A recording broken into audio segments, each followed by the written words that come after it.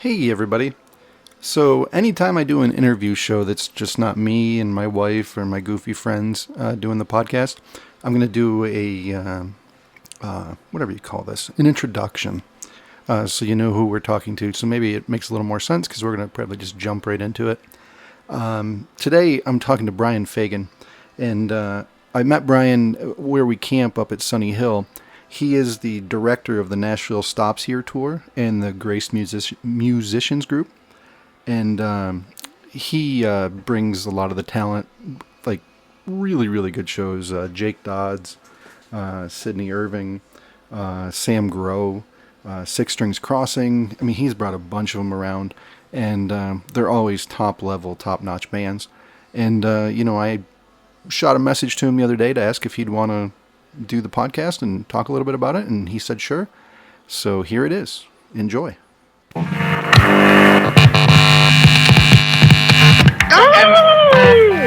the one who says things.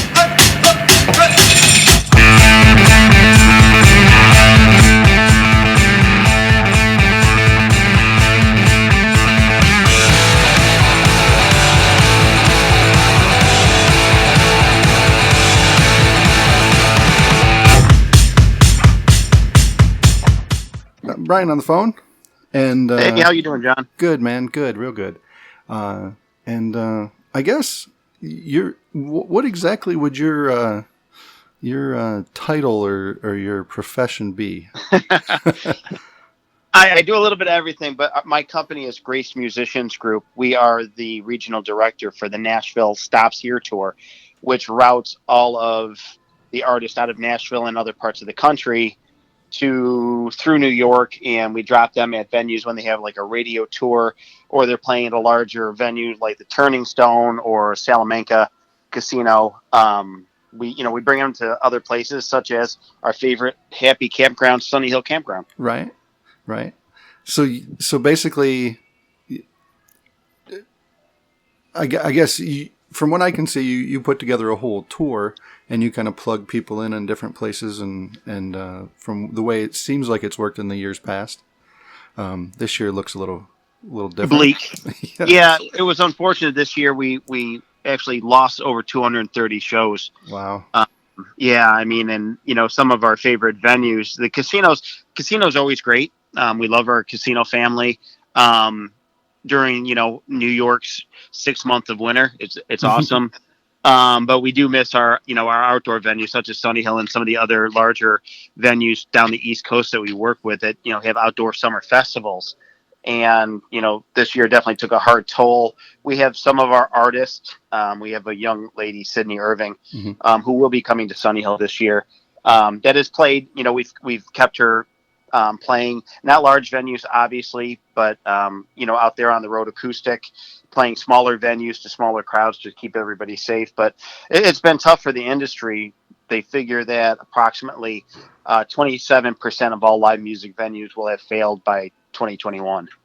So how does a musician that basically it's their bread and butter, that's their income, they kind of live on the road and play music all the time, like what are those guys doing right now? Are they working at Jimmy Dean's? Really? Just trying Jimmy to get by. John's, whatever. Right. Yeah, a lot of the artists, the larger artists, even, the major ones that everybody knows, the Parmalee and the bigger artists, Craig Campbell and, the large Cody Johnson, those guys, fortunately have a label behind them. Mm-hmm. But even that, even large management groups such as William Morris Agency, who's the largest agency in the country, Kenny Chesney, Tim McGraw, Blake Shelton, all the big names, they've cut down to 20% of their original workforce. Wow. So all those people are out of work. But the other artists that are out there, they're hustling. We have some artists that are coming up here early in 2021. They're doing like a backyard and bonfire tour. So they're doing private residences. If they have, it was easier during the fall when, it was a little bit warmer out, but Drew Baldridge, Sam Grow, Matt Stell, all those guys have actually gone on the road. They do 30 shows in 40 days. Wow. And, it's a way to keep, put some money in the pocket. I mean, and they're not cheap, they're still charging, $2,000 to $3,000 per show. But a lot of people, I mean, you're a big music guy. Hmm. If you had one of your artists that you could bring up and you could get your buddies to chip in, you'd be like, well, Yeah. I get my favorite artist playing for me. I get to hang out with him. It's Hmm. well worth it. Yeah, that's actually pretty cool.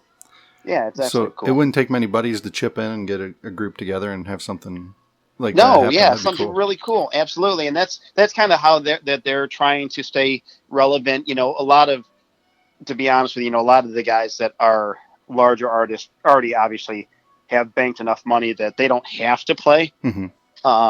What they're doing is they're in studio now, doing catching up on a lot of the studio work that they wanted to do, rebranding themselves, hopefully coming out for 2021, so that they can come out and just kick everybody in the teeth and Sure. lock down a bunch of shows.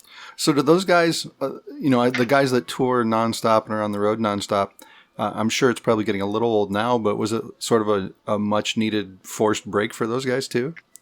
You're familiar with Jake Dodd. He's Mhm. he's a great artist. He travels all over the country. All my boys that I reach out to, in the beginning, first 2 months, it was good. Nobody expected it to drag out this long. It's hurting like a lot of those level of artists, because those are the artists that have to work. Jake and some of the other people that we've brought up to you, they do 210, 230 shows a year. Wow. Jake, I think, is down. I think he's maybe done 80 shows, and it's painful. Oh, I'm sure. It's painful to see those guys out there. And what I do appreciate about a lot of the better artists, and it's not a knock against other artists, but they're not out there doing a live stream begging for Venmo money Mhm. and PayPal and all of that. They feel that they owe their fans who've come support them, who've, like Jake, who's come to new venues and you've embraced them. They feel like they owe it to their fans to do live streams, for their fans, which I really appreciate. Yeah, that's awesome. No, he's really good. He's one of our favorites when he comes around there. It's kind of funny, or I don't know, I guess the word isn't funny, but interesting to watch these guys grow through the years. Especially because you saw them early on. Yeah. And the first year, they're good. Not bad at all. It's good. And then the next year they come back and they're way more polished and it's better. And then the third year they come back, they blow you away. It's amazing to see that transgression in all these artists. It's pretty cool. I agree. It's kind of funny with the Nashville Stops Here tour, new venues that we work with that sign on to it. It's kind of like when we first started working with Sunnyhill. Again, it's not a knock. You have your local artist and some of the, other bands that people like, but we started bringing these artists in, and the owner said, the only problem with you bringing these guys in is that it makes the other artists that are normally here not look so polished. Right. And, other venues are like, Brian, now you kind of screwed us, because now everybody's like, well, when are the good people going to come back? Right. And that's something that we noticed too, is that, there's lots of our local area regional guys around here that play, and they're good. They're, it's just kind of a mess though. It's like they just go up and sort of play whatever, and they're just having a good time, and it's really not a show, quote unquote. Right. You can't tell how polished somebody is until you put a higher level of artist to gauge them by. Right. And it was really cool to see a lot of these bands and individuals go from probably a step above that to like full on professional, like, holy shit, this is like a Nashville act. It's so cool. National touring, like I don't know if you were there, John, but 2 years ago we had Cameron Marlowe. He was from The Voice. Oh yes. We had him at Sunnyhill. He's signed by Sony Records. That's cool. A major label. And this year he was really supposed to break out, but we're going to be trying to bring him back in 2021 to New York. But he's going to be a top 10 artist that you're going to be seeing up there with like Dustin Lynch and Justin Moore. Mm-hmm. And you guys had him early on. And Right. that's what I appreciate about some of the venues. They trust me to bring in these artists that many people haven't heard of, but that's when you want to see them. Like, when not Lady in Bellum, but Little Big Town came out, or the band Perry. Hmm. I caught them at their first or second show. Actually, my daughter and I know Brian and Tyler from Florida Georgia line. We saw them at their first show in New York. Really? When they were part of the Kingsford Charcoal pop-up tour tent. They had like a little, your little pop-ups Hmm. sponsored by Kingsford Charcoal. They had one CD out, two T-shirts, and now look at them. That's crazy. It's amazing. So get out there and see these artists that we're bringing up now, because I mean, the next time you might see them, you might be paying $100 to see them at a bigger venue. What I always get a kick out of is my daughter is her mind's like a little vault for music. Like she hears something and she'll remember it forever. And some of the people that have come through Sunnyhill we'll see, and it's maybe somebody we've never heard of before, and right. They're good, and they'll play an original song or two, and then it's the next year down the road sometime we'll be listening to the radio, and my daughter will be like, "Hey, this guy was at Sunnyhill." Yeah.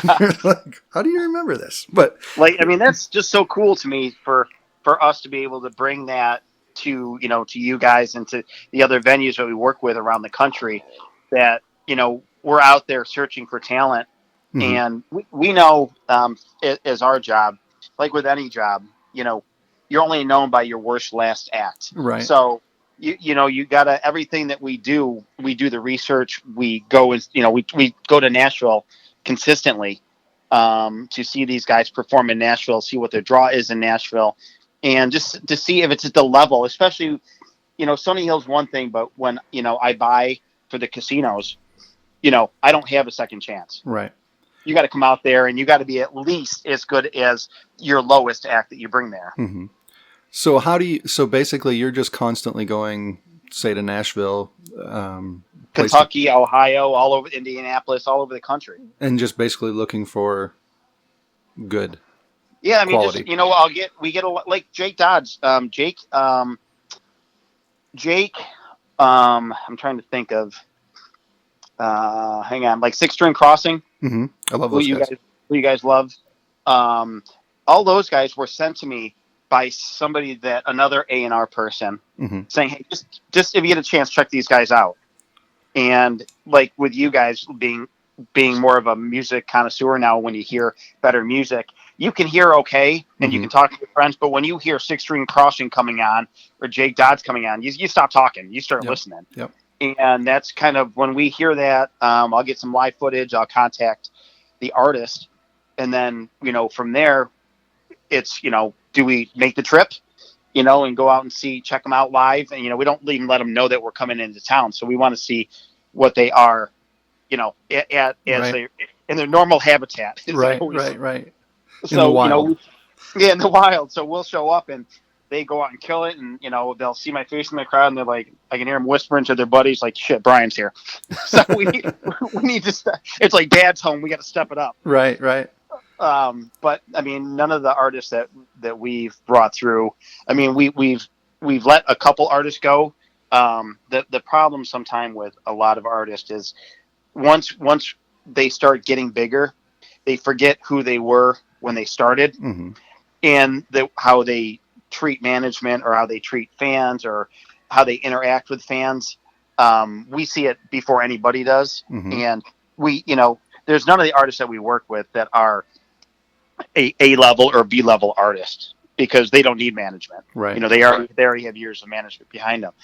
But those artists that we've, had to unfortunately let go through the years, they understand that when we let them go, other management companies won't work with them, because if we bring them and have, we're their routing for New York and Pennsylvania, New England, if we let them go, there's always a reason why.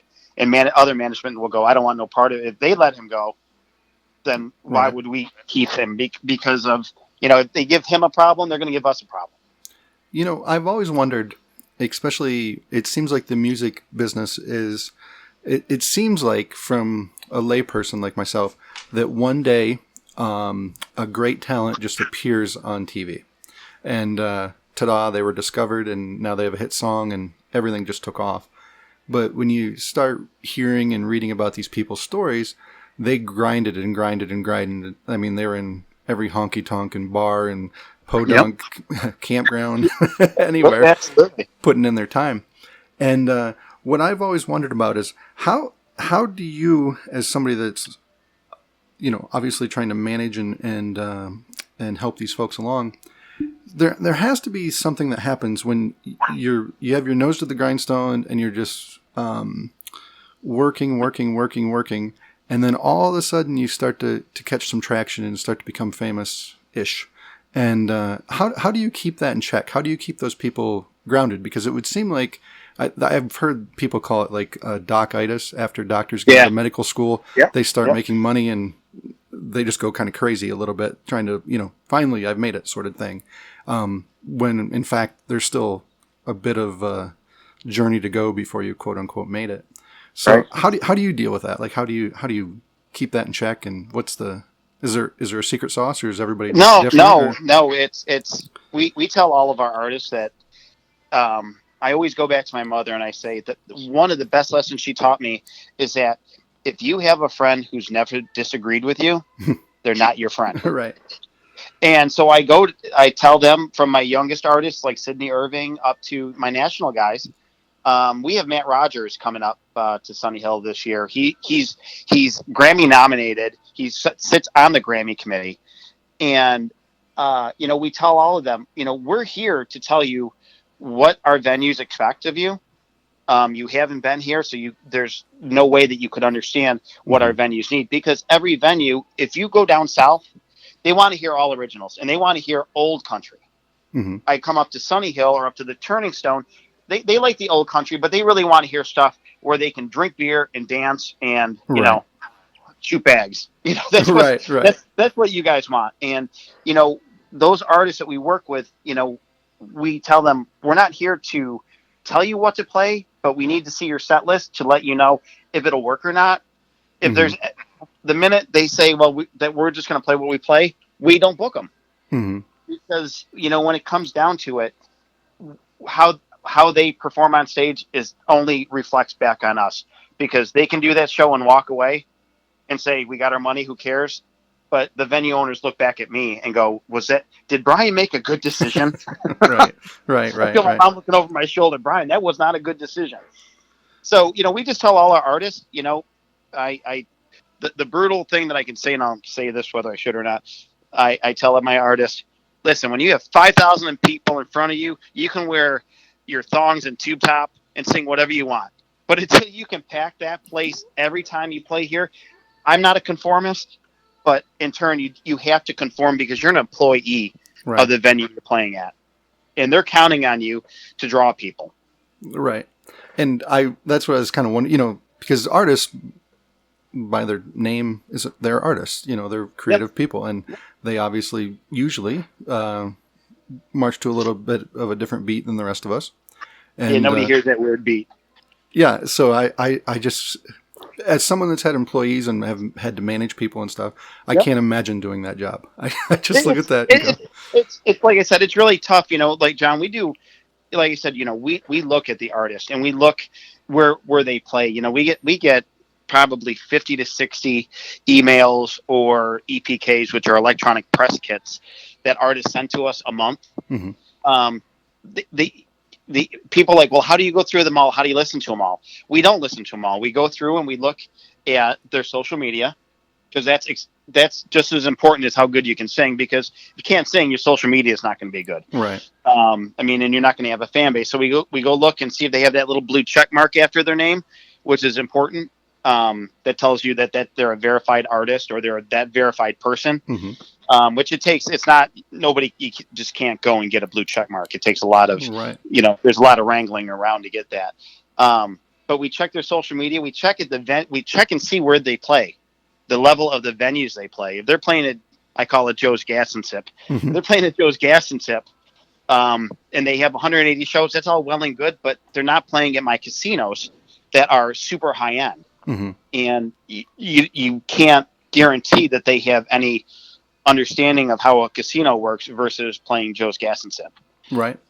So, we have to do a lot of research, because we haven't let, our casinos down. We don't let Sunnyhill down. We always try and bring the next best to try and up our game every time. That's awesome. So Sydney, she's very young, isn't she? Is she 17. 17. And when did she start? Because I think I've been seeing her name for... Yeah, you've been seeing it up around.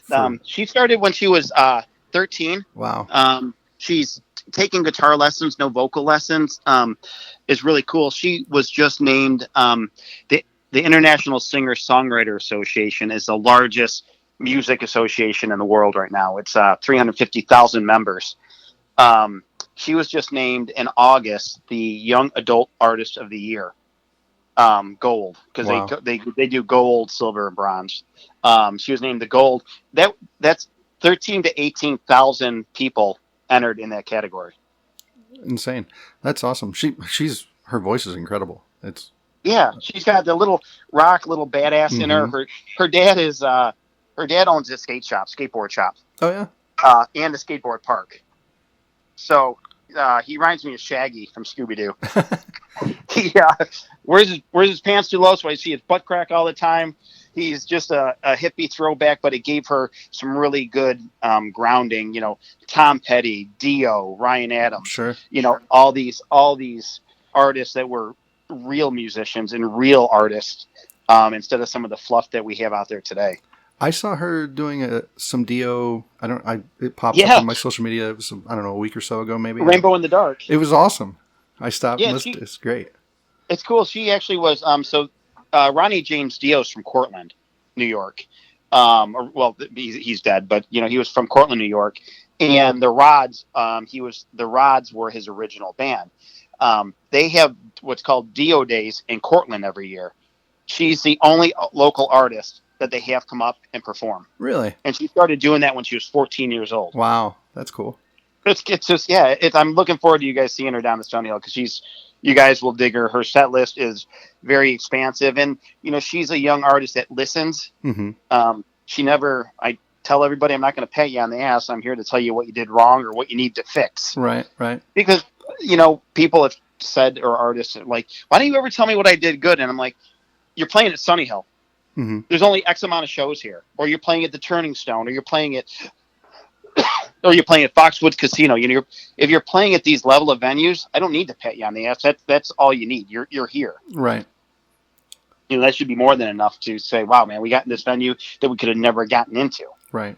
So as long as people are happy, you're doing good. Yeah, that's it. I mean, and listen, any of us, you, me, your kids, my kids, it doesn't matter how good you are at a sport. That with artists are the same. The minute that you think that you're somebody, mm-hmm. I mean, when did you play a stadium show last time? Is what I say to people. I'm like, are you Kenny Chesney playing stadium shows? Then how good are you? Are you Tim McGraw? Are you Florida Georgia Line? Who are you? Cody Johnson. Mm-hmm. Don't think that until you ascend to that level. And those artists are always striving to do more. Right. So you think you saw a little glimpse of fame? You haven't seen anything. What I was shocked by, I've been to Nashville a couple times, but usually it's on a buddy trip, and sure. we end up just going to one bar, and then it starts to get hazy. And then drinking your faces off? Yeah. Yes. So last January, it was well before the COVID nonsense started and shut everything down. My wife and another couple went, and we actually went from bar to bar to bar and took in all the different music. And it was all of a sudden I realized, like, holy crap, like there's so many good people here. I couldn't get over how much talent was just as you're walking down the street from bar to bar to bar. And then I started to think, like, how hard is it to actually break through if all these people are this good? Are that good? Like, I'm with you, John. The thing, like, we've brought, I've only brought one artist that I've seen down there. His name is, if you get a chance to look him up, his name's Anthony Orio. Is that his real last name? Yeah, it's Orio. Okay. Exactly. Although I'll send you a picture. I got a shirt. It's a blue shirt that it looks like the Oreo logo on it. Anthony Smallin says Oreo. But we saw him. I went down there with my partner, and he just knew how to put on a show. Mm-hmm. He was dancing all over the stage. As you well know, if you're a musician playing down there, you're good. I mean, I shouldn't say that. If you're playing at the first floor of Tootsie's, Mm-hmm. You're okay. Second floor, you're better. Anthony Orio Yep. is always on the third floor. He plays the Kid Rocks and Blake's Place and all that. But that's not what he wants to do. When he's in town, he'll play those, but he tours also. The good artists don't play in Nashville. They live in Nashville because it's easy to record there. But most of the artists are in North Carolina, Georgia, and they travel to Nashville because it's, it's just too damn expensive to pay $1,500 a month for a 800-foot, apartment. Mm-hmm. And that's, really what it is. But that's why I kind of, when I hear, just because of traveling, when I go to a different city and I hear, people ask me, you got to go see this local band. They're amazing. And they're very good for where they are. Mm-hmm. I mean, it's not a knock. I mean, all these guys have jobs. This isn't what their career is. They're just out there playing covers and being happy to, make some money and have some fans. But when I hear people bragging, I'm like, go down to Nashville for one day and then come back and tell me how good you are. Right. Right. Or those people who I've worked with, artists that we no longer work with, because, their egos got big, but they're like, I'm moving to Nashville. And I always go to, up here, you're a needle in a haystack of needle, or a needle in a haystack. Mm-hmm. Down there, you're a needle in a haystack of needles. Mm-hmm. There's just so many. There's too many of them, and when you come down there new, you can't get your foot in the door anywhere. There's a line of people, and they're playing for free. That's crazy. All these people are playing for free. They're playing for tips, unless you're playing on the third floor or in the bigger venues. Mm-hmm. You're playing for free. Wow. Now, flip. Yeah, flip that to, though, that the bigger bands. I don't know if you were there when they're passing the bucket around. Mm-hmm. They'll make $2,000 in tips. Wow. So that's where the money is. Even the third floor of some of those places, they might get $500-800 maybe. Mm-hmm. But they, if they play the right set list and they created their draw, they make mad money. And the other area where they make money is they have a book up on the stage, and that book has songs that they do not want to sing, such as Wagon Wheel, anything Luke Combs, any of that stuff. And so, like, Wagon Wheel's $100. People will drop $100 in there all day to have you sing it. Really? Wow. Yeah, they'll make the good bands. They'll make $500-800 in songs. Right, just playing those ones that people have to hear. People want to hear you sing it. Right. Sweet Caroline, all those, Freebird. Freebird. Well, that's 200 because it's two songs because it's so freaking long. Right. Oh. Crazy. Oh yeah, that's where they're making their money. But like I said, the real artists, the artists that you see down there are usually those dreamers, kind of like the hot chicks who go to LA. Mm-hmm. That are working in, hospitality and all that. That's what most of these band people are doing. They're working at the Westin, and they're working at the hotels and Mm-hmm. a loft and all those where they got to make a living because it's not going to be off their music. It's a great dream. And, John, if you and I were, 18 to 21 and we were good looking and could sing and all that, we could do it too. Sure. It's a good life experience. It teaches you humility, which is always, you can't teach that. You got to learn it yourself. Right. So yeah, so here's something I've been wondering about, and it sounds like you've been doing this a long, long time. How has social media changed everything? Because one of the things that I love about YouTube in particular is I find people that there's no way I would have ever discovered them in real life.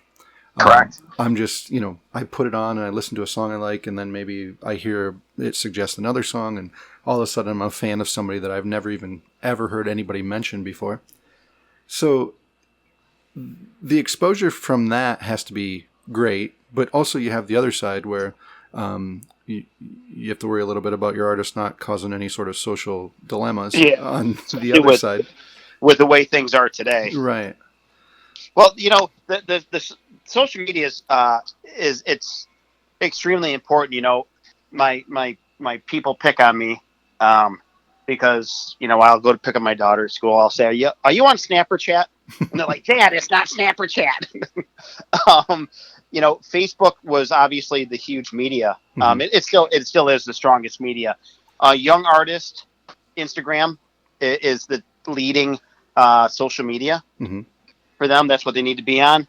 As far as the media, like I had said, when we research artists, if we don't see them keeping themselves relevant, I don't care how good you are.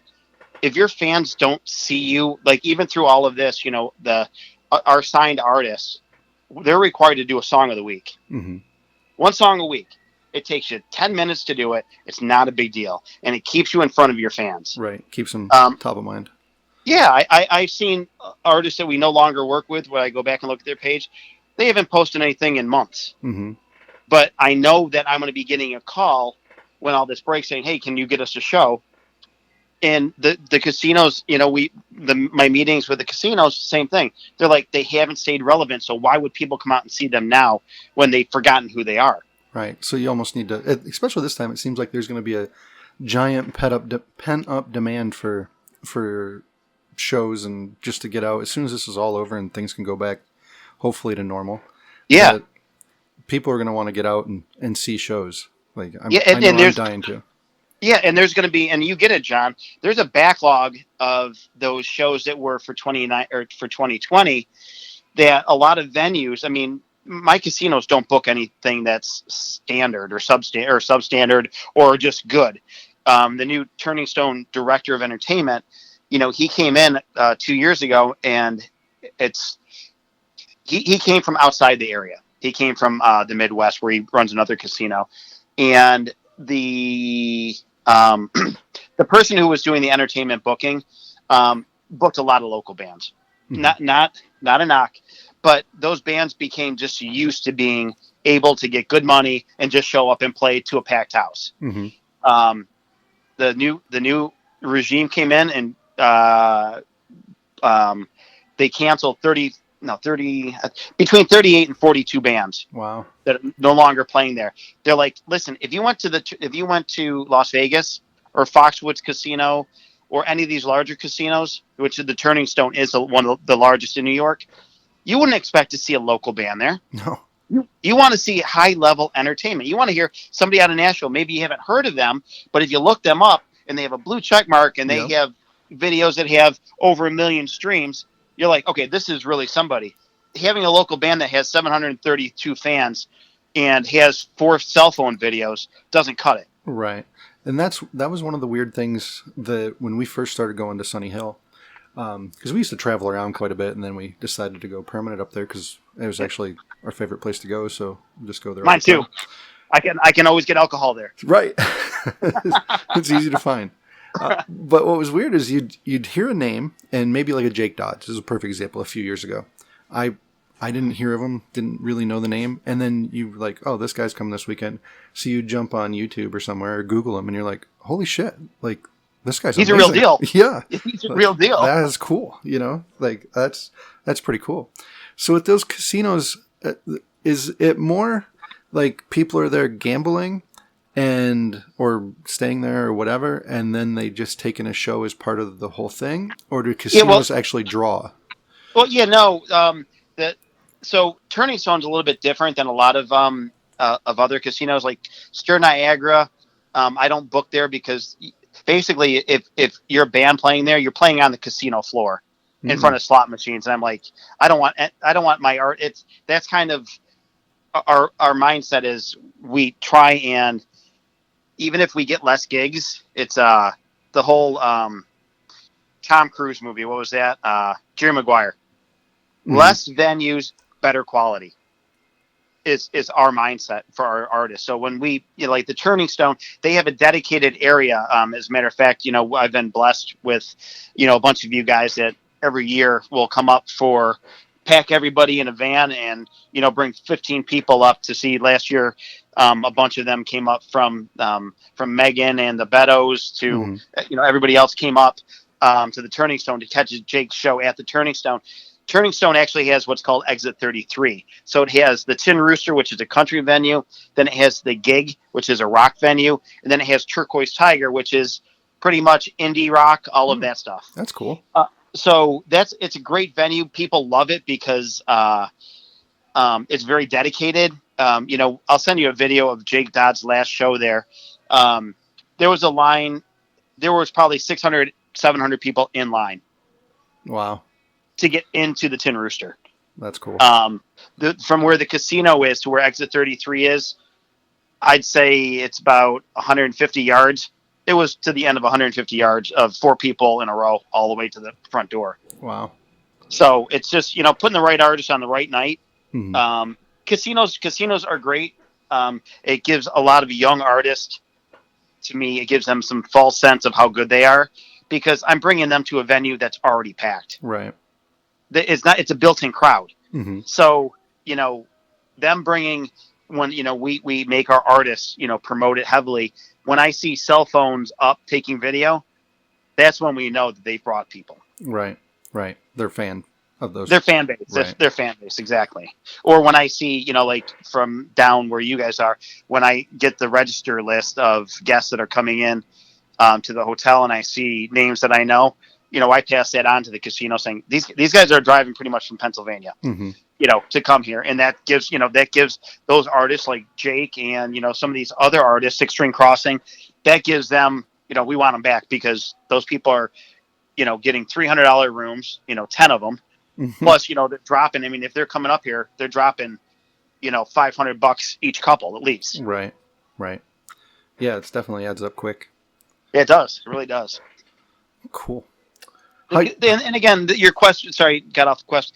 The casinos, even with the big shows, John, like when we have Brantley Gilbert or we have really large artists that come to the event center, which fits 8,500, I believe, 8,500 or 10,000.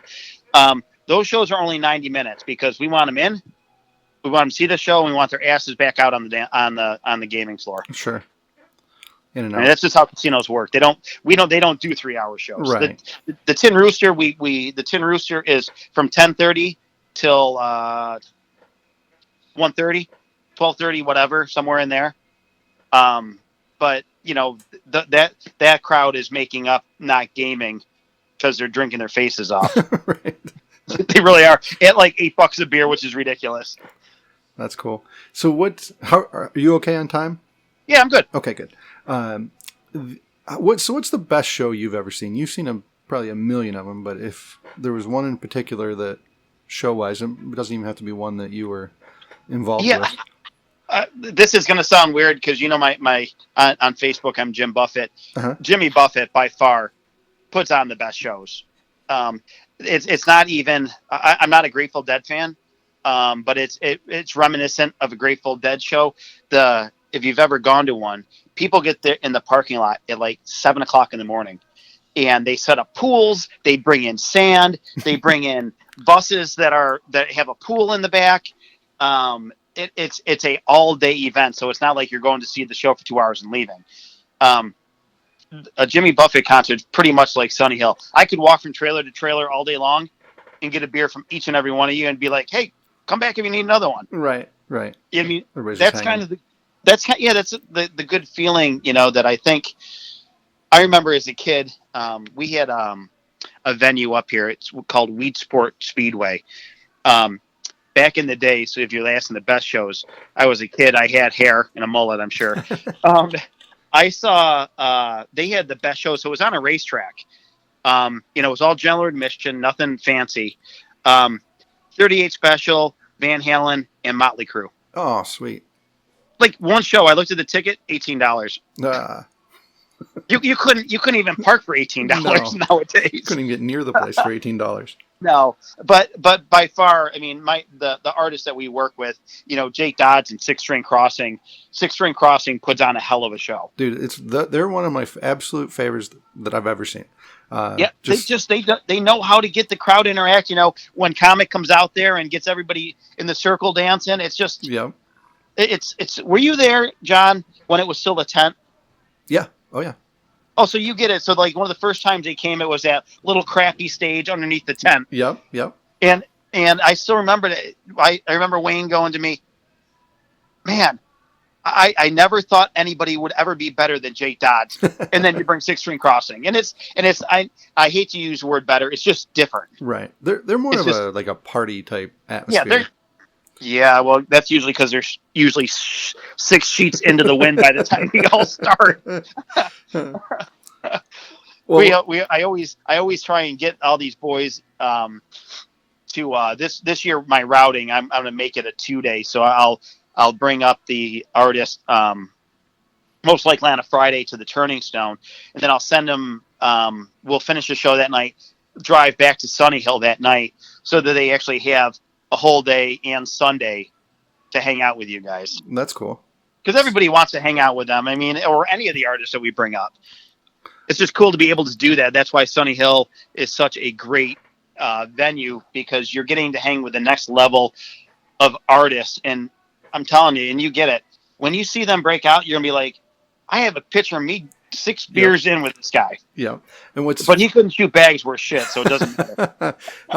what's funny about that up there is there's so many people up there, and if you're up there all the time, you kind of know all the people that are up there. You've at least seen them before, and Sure. But when the bands are going, like last summer, there'd be somebody walking around, and you kind of spot this person that's out of place, we'll say. Yeah. And, You're like, you don't belong here. Yeah, you're like, well, that's a different guy, but you just assume it's somebody camping up in the infield, like a weekend person. You're right. And right. then later that night, they're on the stage, like, kicking ass, and you're like, what? Like that? Who's that sketchy MFer? Yeah, like, that's amazing. Like, it blows my mind. Yeah, like it's funny because, like, looking at Judd, you're like, who's that tall rapper walking? He does absolutely not fit here. Right. Well, sometimes they have the cabins down below us right there. Yep. Yeah. And so we'll be sitting there and we're watching people come in, and we're always like, is this the band or just some weird people? You know, it's usually the beard band, which is weird people. Right. And then a little while later, you're like, oh, these guys are cool. So it's, Yeah. You know what's good, John, if you share this with your people, that I'm meeting with Wayne next week, but I posted the Tennessee Werewolves okay. to the Sunnyhill page. Look them up. We have them coming tentatively Memorial Day weekend. Oh, cool.